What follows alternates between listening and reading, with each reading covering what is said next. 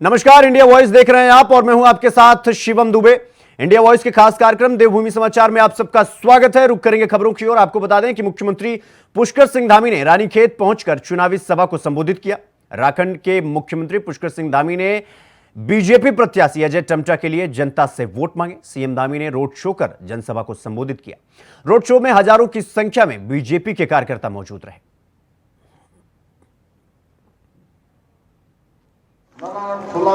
सबको इतनी बड़ी संख्या में यह पूछना है और आप सब लोग जो मेरे इतने जोर शोर यहाँ बहुत आशीर्वाद दी से सबने मेरा स्वागत करी, अभिनंदन करी। मैंने आप सब उनको दिए हाथ जोड़े, आप सब लोग उनको स्वागत करतू, अभिनंदन करतू।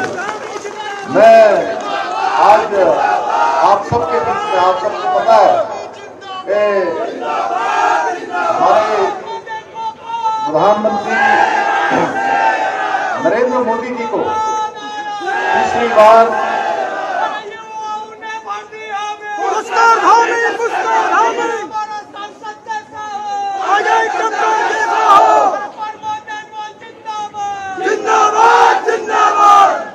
भाई अजय टम्टा जी को आप सबका आशीर्वाद मिले, आप सबका स्नेह मिले, आप सबका मत और समर्थन मिले और हमारे प्रधानमंत्री आदरणीय नरेंद्र मोदी जी आपके मत और समर्थन से जो मत और जो समर्थन, जो आशीर्वाद श्री अजय टम्टा जी को मिलेगा वो सीधे सीधे मोदी जी को मिलेगा। मैं समझ रहा हूं कि आपके अंदर जोश और जुनून दोनों भरा हुआ है और इस जोश और जुनून को 19 तारीख तक बरकरार रखना है। हम सबका ये दायित्व है कि हमारे प्रधानमंत्री मोदी जी को जो उन्होंने 10 वर्षों तक इस देश की सेवा की है, एक एक पल और एक एक क्षण भारत मां को समर्पित किया है। देश के 140 करोड़ माताओं बहनों के लिए, बड़े बुजुर्गों के लिए, नौजवानों के लिए, देशवासियों के लिए लगाया है। उसका परिणाम, उसका फल मिलने का समय आ गया है। इसलिए फल देने का काम देश की जनता करेगी, हम सब लोग करेंगे, आप सब करेंगे। एक गरीब को किन बातों की समस्याएं होती है, कितनी परेशानियां, कितनी चुनौतियां उसके जीवन में होती हैं, उन सब का सामना उन्होंने किया है। इसलिए उनके 10 वर्षों का जो कालखंड है वो केवल और केवल गरीबों के कल्याण को समर्पित रहा है, गरीब कल्याण को समर्पित रहा है। माताओं बहनों को, गरीबों को, नौजवानों को, युवाओं को, देश के किसानों को समर्पित रहा है। उन्होंने गरीब के कल्याण के लिए जो योजनाएं चलाई हम सब जानते हैं, उज्ज्वला योजना, किसान समृद्धि योजना, पीएम आवास योजना, आयुष्मान योजना, गरीब कल्याण अन्न योजना समेत अनेक योजनाएं, जिसके बारे में अगर हम चर्चा करें तो कई घंटे लग जाएंगे, लेकिन ये योजनाएं पूरी नहीं होंगी। 3 तलाक का कानून, मुस्लिम बहनों को 3 तलाक से मुक्ति दिलाने का काम उन्होंने किया है। नागरिक संशोधन अधिनियम देश के अंदर अभी लागू किया है। और तो और हम सब जानते हैं हमारे आराध्य देव भगवान श्री राम, जिनका हम हर पल और हर क्षण नाम लेते हैं। कभी भी हमको कोई परेशानी होती है तो हमारे मुख से निकलता है, क्या निकलता है? हे राम, हे राम, जय श्री राम, राम राम। तो ऐसे शब्दों का हम उच्चारण करते हैं और उनका उच्चारण करते ही हमारी परेशानियां दूर हो जाती हैं, हमारे दुख दूर हो जाते हैं। भाइयों बहनों, ऐसे आराध्य देव भगवान श्री राम का मंदिर बनाने का काम भी किसी ने किया है। तो राम भक्त और राष्ट्र भक्त हमारे देश के प्रधानमंत्री नरेंद्र मोदी जी ने किया है। भाइयों बहनों, ऐसे अनेक काम उन्होंने किया है। उन्हीं को आदर्श मानकर उनके मार्गदर्शन में आज उत्तराखंड के अंदर भी पिछले 2 वर्षों के कालखंड में आप सबके आशीर्वाद से हमने अनेकों निर्णय लिए हैं, बहुत सारे चुनौतीपूर्ण निर्णय लिए हैं। मुझे खुशी है कि मैं विधानसभा के चुनाव में भी आप सबके बीच में आया था और एक यहाँ का भी पृथक था रानीखेत का, कि जो विधायक बनता है उसकी सरकार नहीं बनती है। खबर उधम सिंह नगर से है, जहां आगामी लोकसभा चुनाव को लेकर भाजपा ने प्रधानमंत्री नरेंद्र मोदी और भाजपा के राष्ट्रीय अध्यक्ष जेपी नड्डा की उत्तराखंड में होने वाली जनसभाओं की तारीख घोषित कर दी। आपको बता दें कि प्रधानमंत्री मोदी 2 अप्रैल को रुद्रपुर के मोदी मैदान में जनसभा को संबोधित करेंगे।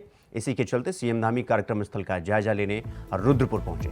इस दौरान उन्होंने पार्टी पदाधिकारियों और कर्मठ कार्यकर्ताओं से प्रधानमंत्री जी की रैली से संबंधित बिंदुओं पर खुलकर चर्चा भी की।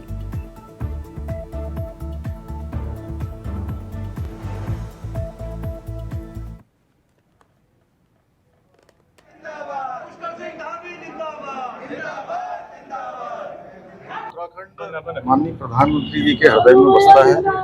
उनको उत्तराखंड के लोगों से, उत्तराखंड से अत्यधिक वो स्नेह करते हैं और उनके 10 वर्षों के कालखंड में उत्तराखंड राज्य के लिए एक से एक योजनाएं यहाँ के लिए स्वीकृत हुई हैं। 1.5 लाख करोड़ से भी ज़्यादा की धनराशि की योजनाएं आज गतिमान हैं और उत्तराखंड के लोग भी उनका हमेशा इंतजार करते हैं कि वो हमेशा आएँ। ये हमारा सौभाग्य है कि ये कृषि बाहुल्य औद्योगिक नगरी देवभूमि उत्तराखंड के रुद्रपुर से चुनावी सभा को संबोधित करेंगे और पूरे उत्तराखंड की 5 सीटें इस बार बड़े अंतर से जीतकर जाएंगी। 2014 और 2019 में जितने मत मिले थे उससे अधिक मत इस बार मिलेंगे। बहुत ही ऐतिहासिक जनसभा होगी। मसूरी में भारतीय जनता पार्टी के प्रदेश प्रवक्ता विनोद सुयाल ने कहा कि उत्तराखंड की 5 लोकसभा सीट बीजेपी भारी मतों से जीतने जा रही है। उन्होंने कहा कि भारतीय जनता पार्टी एक सशक्त राजनीतिक दल है जिसके कार्यकर्ता एक विचारधारा से जुड़े हुए हैं। तो वहीं हर बूथों पर भारतीय जनता पार्टी की एक सशक्त टोली है। हरीश रावत पर तंज कसते हुए उन्होंने कहा कि हरीश रावत अपने लड़के को राजनीति सिखा रहे हैं। उन्होंने कहा कि चुनाव जीतना होता तो मैदान में खुद खड़े हो गए होते। कह सकता हूं कि उत्तराखंड में किसी भी राजनीतिक दल की हिम्मत नहीं है जो भारतीय जनता पार्टी को कुछ चुनौती दे सके। हमारे 5 के 5 प्रत्याशी उत्तराखंड में पिछली बार से रिकॉर्ड वोटों से इस समय जीतने वाले हैं। उत्तराखंड में अगर आप विपक्ष का हाल देखें तो पहले एक भी प्रत्याशी चुनाव लड़ने के लिए तैयार नहीं थे। अब केवल खाना पूर्ति के लिए कुछ लोगों को कांग्रेस इत्यादि राजनीतिक दलों ने खड़ा किया है, लेकिन मुझे नहीं लगता कि किसी भी तरह से वो भारतीय जनता पार्टी को चुनौती देने की स्थिति में है। अगर जीता होता तो उन्हें स्वयं लड़ते। वो केवल उनको थोड़ा खेलना कि किस तरह से चुनाव में किस तरह के क्या हो सकता है, अभी वो रिहर्सल कर रहे हैं। बुलेटिन में रुकेंगे एक छोटे से ब्रेक के लिए। खबरों का सिलसिला जारी है, फौरन लौट रहे हैं।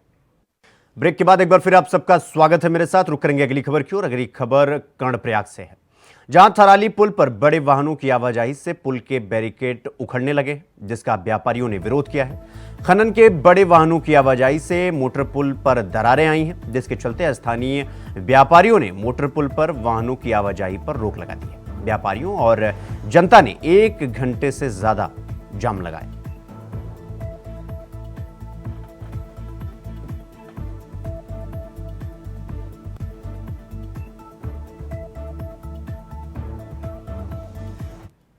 लोकसभा चुनाव को लेकर सियासी दलों के प्रत्याशी जहां चुनाव मैदान में उतारकर जनता को अपने पक्ष में लामबंद करने का काम कर रहे हैं, तो वहीं पार्टी के वरिष्ठ नेता भी चुनावी जनसभाएं कर रहे हैं। पार्टी के पक्ष में मतदान करने की अपील जनता से करते हुए नजर आ रहे हैं। इस पर ज्यादा जानकारी दे रहे हैं हमारे संवाददाता अभय कैंतुरा।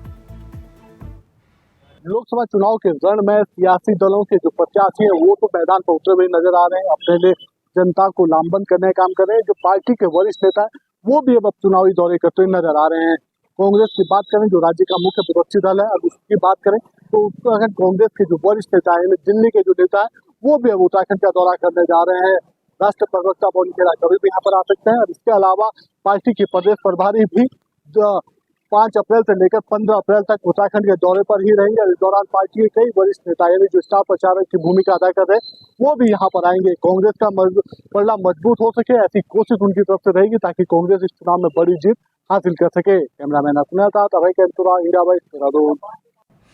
पहाड़ों की रानी मसूरी में इन दिनों जल निगम मसूरी की कैमल बैक रोड पर सीवरेज पाइपलाइन को बिछा रहा है, लेकिन विभाग के अधिकारियों की लापरवाही के कारण लोगों को जल का खमियाजा भुगतना पड़ रहा है। कैमल बैक रोड में जगह जगह पर जल निगम के ठेकेदार ने खोदकर जमीन को वैसे ही छोड़ दिया है, जिससे बारिश होने से मलबा कीचड़ में तब्दील हो जा रहा है, जिससे लोगों को आवाजाही करने में खासी परेशानियों का सामना करना पड़ रहा है। मसूरी बीजेपी महिला मोर्चा की अध्यक्ष गीता कुमाऊं ने कैमल बैक रोड की दुर्दशा पर अपना कड़ा विरोध दर्ज किया है।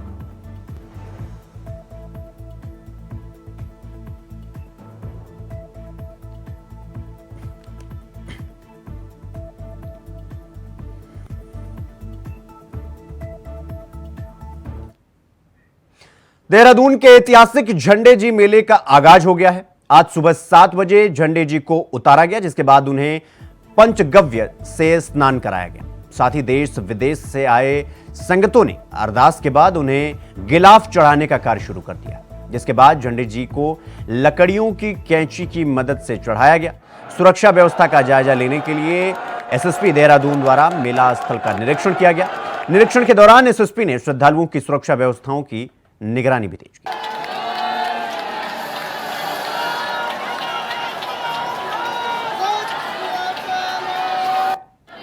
यहाँ हमारे गुरु है, गुरु रामराय जी, हमारी इनके प्रति बहुत ही श्रद्धा है, बहुत ही हमें इनकी जो है हमारे इन्हीं का दिया हुआ है। हम यात्री ट्रक में आए हुए हैं, 40 के करीब हैं। देश से संगतें आ रखी हैं। इस समय आप देख सकते हैं कि कितने मतलब हमारे सभी जो हमारे SGR पब्लिक स्कूल हैं इस समय फुल हो चुके हैं।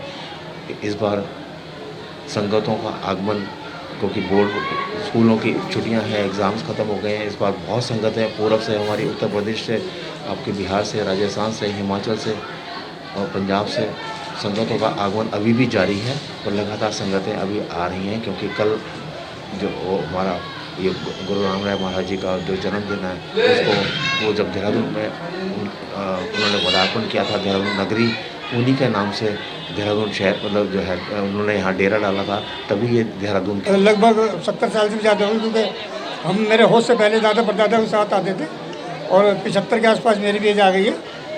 सारे लोग आते हैं। आज भी जो हम लोग हैं करीब 100 के आसपास है, ट्रैक्टर ट्रालियों से भी और वैसे भी हैं। आज एक हमारे सलौत का बेटा मुड़ने के लिए उसके साथ आए हैं और हमें साथ रहते हैं। अटूट विश्वास है गुरु के, और जब से भी आता आना शुरू करा है बहुत कुछ मिला है। परिवार के लिए भी सारी खुशियाँ मिलती हैं। और सबसे पहली बात तो यह कि यहाँ मानवता ऐसी है, क्योंकि यहाँ ऊंच नीच भेदभाव कुछ नहीं है जाति बरादरी का, यहाँ सब एक हैं। तो वहीं हल्द्वानी में राजनीतिक दल की तरफ से बिना अनुमति के कॉल सेंटर चलाने का मामला प्रकाश में आया है, जिसकी शिकायत कांग्रेस नेताओं ने ऑब्जर्वर को की है। तो शिकायत के बाद सहायक रिटर्निंग अधिकारी ने मामले की जांच करते हुए संबंधित पार्टी को नोटिस जारी कर दिया है और 48 घंटे के अंदर बीजेपी पार्टी से अपना पक्ष रखने के निर्देश दिए हैं। वहीं इसको लेकर सहायक रिटर्निंग अधिकारी हल्द्वानी AP वाजपेयी ने कहा कि ऑब्जर्वर के माध्यम से की गई शिकायत पर कार्रवाई की गई है। जांच के बाद नोटिस जारी कर 48 घंटे में जवाब मांगा गया है। हमें एक शिकायत प्राप्त हुई है और माननीय सामान्य प्रेक्षक महोदय के माध्यम से भी उसमें हमें शिकायत की कॉपी मिली थी। उसमें ये कहा गया है कि नैनीताल रोड पे एक पार्टी विशेष द्वारा एक कॉल सेंटर के रूप में संचालन किया जा रहा है और वहाँ से कॉल्स की जा रही हैं और वो आचार संहिता की परिधि में आता है। तो उसी के दृष्टिगत संबंधित पार्टी के पदाधिकारी को 48 घंटे के अंदर अपना प्रत्युत्तर प्रस्तुत करने के लिए नोटिस इश्यू किया गया है। खबरों में आगे बढ़ेंगे। अगली खबर कर्णप्रयाग से है, जहां बीते कई दिनों से हो रही तेज गर्मी के बाद आज अचानक मौसम ने फिर करवट बदल लिया। पहाड़ से मैदान तक झमाझम बारिश हो रही है। वहीं कई जगहों पर हल्की ओलावृष्टि भी देखी गई। तेज हवाएं चलने से तापमान में भारी गिरावट दर्ज की गई है।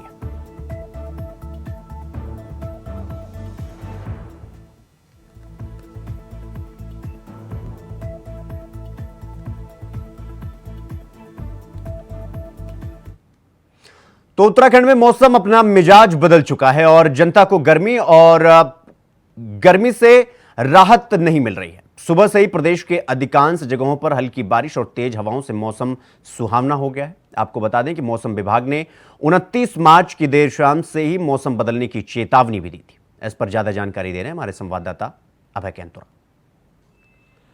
उत्तराखंड में मौसम विभाग की भविष्यवाणी एक बार फिर सच साबित हुई। मौसम विभाग ने कहा था कि 29 मार्च से मौसम बदलना शुरू होगा। 29 मार्च से इस शाम से मौसम बदलना होगा, जो 30 और 31 तारीख तक पूरे प्रदेश के कई स्थानों पर हल्की बारिश का पवन नजर आएगा।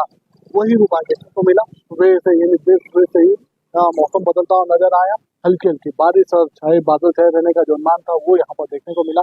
और उत्तराखंड के अभी भी ज्यादातर स्थानों पर कह सकते हैं कि हल्की बारिश सुबह के समय देखने को मिली थी। और आने वाले 48 घंटे 24 से जो 48 घंटे होंगे वो इसी प्रकार से रहने वाले हैं। ये कहा जा सकता है कि जनता को इस बदले में मौसम से कुछ राहत यहाँ पर मिली है। जो उमस गर्मी का जो सामना उन्हें करना पड़ रहा था उससे उन्हें बड़ी राहत यहाँ पर मिली है। और आने वाले 24 से 48 घंटे इसी प्रकार से प्रदेश के भीतर ये मौसम बदला हुआ नजर आएगा। अभी मौसम साफ हो चुका है, लेकिन इस प्रकार से हल्की हल्की बारिश और हल्की सी बर्फबारी उत्तर प्रदेश के जो ऊंचाई वाले स्थान है वहां पर देखने को मिलेगी और पहाड़ों पर बारिश होने की वजह से जो मैदानों में जो तापमान था उसमें भी हल्की गिरावट यहाँ पर दर्ज की गई है। कहा जा सकता है कि मौसम विभाग के अनुसार साबित है, जनता के लिए बड़ी राहत की खबर कही जा सकती है। कैमरामैन सुन रहा था इंडिया वॉइस देहरादून। खबर हल्द्वानी से है, जहां लामा चौड़ में शराब की दुकान खोले जाने का लोगों ने विरोध शुरू कर दिया है। उप जिलाधिकारी कार्यालय में पहुंचे लोगों ने कहा कि उनका क्षेत्र शिक्षा नगर के नाम से प्रसिद्ध है, वहां कई शिक्षण संस्थान है। ऐसे में ग्रामीणों को मिली जानकारी के अनुसार उनके क्षेत्र में आबकारी विभाग द्वारा शराब की दुकान प्रस्तावित की गई है, जिसके बाद एक स्थानीय जनप्रतिनिधि ने आपत्ति दर्ज के बावजूद इसके संबंधित विभाग ने मुआवजा करने मौके पर नहीं पहुंचे और न ही कोई एक्शन लिया।